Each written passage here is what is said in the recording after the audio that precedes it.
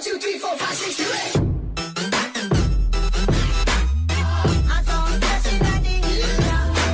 8.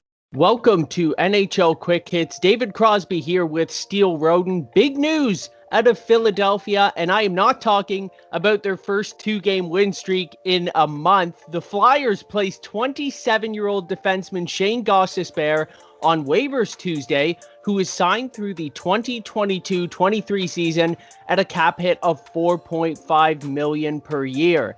Gostisbehere has 11 points in 25 games this year, but he's been widely panned for poor defensive play. Defense, though, has never really been his game. He finished second in Calder Trophy voting in 2015-16 with 46 points in 64 games. Of course, 2 seasons later, he exploded for 65 points in 78 games, and he actually finished top 10 in Norris Trophy voting that season. Gostisbehere cleared waivers at noon on Wednesday, so the Flyers can demote him to the AHL or, more likely, to their taxi squad. Now, either one of those moves is going to clear out a roster spot and save Philadelphia $1.075 million from their cap. So, Steele, let's start in Philadelphia. What went wrong, and how did they get to this point? Well, I think the first thing that went wrong was their goaltending. I don't think anyone expected Carter Hart to be playing this poorly this season after having an incredible playoff run last year, as well as just having a great season throughout his first 2 career seasons with the Philadelphia Flyers. So I think goaltending has definitely been the problem, one of the major problems for the Philadelphia Flyers. But their defensemen haven't been good either. They don't have one of those star defensemen, and I think Matt Niskanen retiring prior to the season starting really left them in trouble, and they had a hole to fill before the season even started. I think that's one of the major reasons why the Flyers have been struggling so far this season. And this move from Chuck Fletcher was all about cap space. This wasn't a move because Gostisbehere was playing poorly this year. He hasn't been great. He hasn't been playing horribly. This was a straight up cap space move. You know, like you said, if he goes to the taxi squad or down to the AHL, they're saving $1.75 million on that. Or if someone were to claim him, they would have saved his entire salary there. So to me, this is a cap space move. I don't think the Philadelphia Flyers are going to be sellers when it comes to the deadline. I think they're going to be looking to bolster up their blue line and hopefully get back on track, because they've won, like you said, first win streak in a month now, and I think that's kind of they got to take this momentum, roll with it, and before the trade deadline comes up, sort of get some help on the blue line for sure. You know, it's kind of funny seeing Philadelphia Flyer fans react online on Twitter. The kind of posts they were saying, people were freaking out, wondering why they could place this guy on waivers, seemingly worried they were going to lose him for nothing. I haven't seen anything but negative posts from anyone about Gostisbehere in pretty much 2 seasons, and then all of a sudden it seemed that people were coming to his defense, acting like he wasn't done.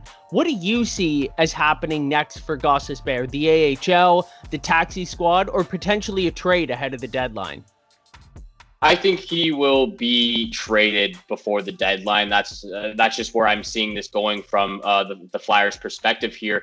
And he's not going to be the main piece. He's just going to be an asset, topped on maybe other prospects as well as picks. But I think he's going to be dealt in to a team where the Flyers are trying to target a defenseman as well. So you look at teams like the Nashville Predators, who have been but have had conversations about Matthias Ekholm, maybe the Dallas Stars with John Klingberg, as they try to create some cap space going into next season for Miro Heiskanen, as well as guys like David Savard and Alex Goligoski. So those guys are going to be targets for the Philadelphia Flyers, and Gostisbehere could definitely be a piece or an asset in a trade for one of those players.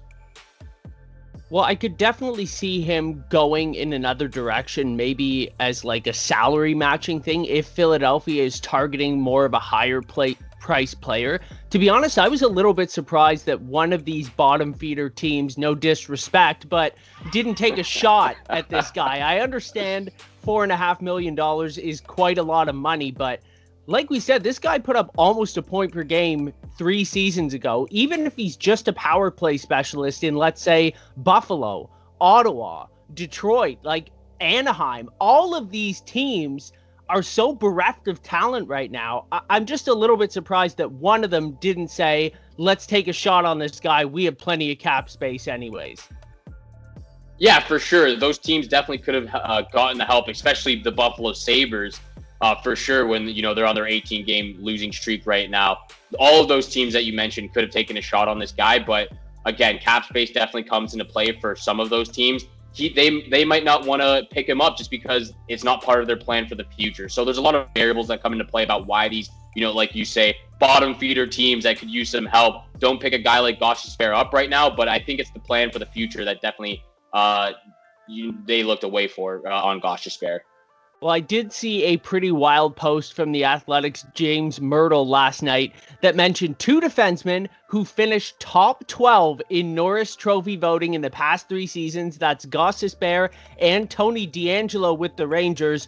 Could have been had for nothing more than taking on their salary this season. So I don't know if maybe it's time for voters to look a little harder at the defensive side of the game in Norris Trophy voting in the future, or what's going on there, but that wouldn't happen in any other league when you're talking about a top 12 guy at his position, 2 of them becoming available in the same year. But let's move on to the North Division. Everybody is talking about Connor McDavid's hit on Jesperi Kotkaniemi. McDavid avoided suspension and was fined $5,000 for elbowing Kotkaniemi in the first period of Tuesday's game. Steele, is this superstar treatment, or do you think this is fair discipline?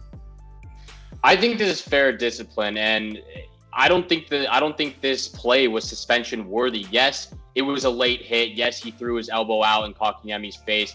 So it was definitely a penalty, no question about that. But I think it wasn't suspensionable for any means. Kotkaniemi, went down. He kind of slid around to the side of his bench, but he got back up. He wasn't hurt. It was definitely a penalty on Connor McDavid. I think this was the right call. Finding him the most allowable under the CBA rules. So to me, this isn't superstar anything. This is just, a fair discipline action. He has no prior offenses to this, and it was a dirty hit. He threw his elbow. There's no questions about it. But I think this was a fair call. We pretty much sit the same on this issue. I think that when you watch it in slow motion, just like almost every other hit, it looks so much worse than if you watch it at game speed. The only problem that I have with it, and the one notable thing, not to pick on the referees, it's been a tough couple of weeks for NHL referees, but McDavid only received a 2-minute roughing penalty. I mean, he clearly got the elbow up. He clearly hit him in the head. If you're trying to take headshots out of the game, this was pretty much as point blank of a headshot as you can get. I think a 2-minute penalty is a little bit light, but I agree. As a guy who, isn't a prior offender, I don't think it was intentional. I just think that elbow rode up a little bit higher than he meant to. I don't think it was suspension worthy. But let's move on to the Central Division now, and specifically, you mentioned them earlier, to the red-hot Nashville Predators, winners of 6 straight. Maybe they're not going to trade Matthias Ekholm after all, because they could be a playoff team. After they were written off for dead, here included, they are now a half game up on the Blackhawks for the 4th and final playoff spot in that division. The Blue Jackets are 3 points behind both teams, while the Stars are 7 points back, but have 4 games in hand on all 3 teams. Now, the Lightning, Panthers, and Hurricanes are way above that fray. They are basically guaranteed playoff spots at this point, probably guaranteed the top 3 seeds in that division. So, Seal, I'm going to ask you to peer into that crystal ball of yours. Which of these 4 teams has the best chance of claiming that final playoff spot? To me, I think the Chicago Blackhawks have the best chance, and it's a long shot because they don't have the best goaltending duo right here. Obviously, Kevin Lankinen's been an absolute stud for them, but Malcolm Subban and Colin Delia have just not gotten the job done as a backup goaltender for the Blackhawks. So that's going to be the struggle for Chicago moving forward. But again, you just got Kirby Dach back. Patrick Kane is in the heart conversation as well, just for how well he brings up and lifts this team that has, struggled with injuries for the entire season. Dylan Strom's back in the lineup. Alex DeBrincat's playing really, really well as well. So there's a lot of things that go on for the Chicago Blackhawks that I enjoy watching them right now. And it's definitely going to be a photograph finish. This is not going to end until the last game of the season. But I think the Chicago Blackhawks come up on top. We're in lockstep here today, Steele, because I also think the Chicago Blackhawks have the best chance. Maybe I'm just rooting for them a little bit to make that push with this core that they have right now before they have to kind of blow it up in Chicago. But you're right. It should be an exciting finish. I hope the Columbus Blue Jackets can turn it around. They just got swept by Detroit, so I don't know what that says for their chances, but I would probably put them at the bottom of that quartet. That's going to do it for today's episode, but make sure to tune in on Thursday for a recap of Wednesday night's game between the Maple Leafs and Jets with the top spot in the North on the line. All that and more. On behalf of Steele Roden, I'm David Crosby, and thanks for tuning in to NHL Quick Hits.